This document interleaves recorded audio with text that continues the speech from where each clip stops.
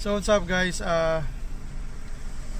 malis na tayo ng bahay no kasi malapit na mag-turn alam yung Marikina and sinabihan na rin tayo ng kapitbahay natin na tumataas na yung creek, kailangan ng ilikas or ilabas yung sasakyan or kung ano mang gamit that for your family. So sila kasi may first, second floor, third. So thank you kay Kuya Elmer no, sinabihan kami. Kami naman ano lang, first, second floor. Pero syempre ayoko na rin i-risk kasi kasama ko yung family ko. And ayan, tumawag na rin yung lolo niya, daddy ko na punta na nga daw kami sa bahay. So ngayon, mag-evacuate kami, punta kami sa Makati. And gusto ko pakita sa inyo kung anong sitwasyon dito sa may Pasig no?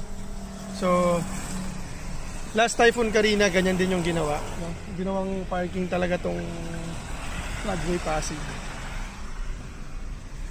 Kasi wala kang ibang pupuntahan kundi dito lang talaga dahil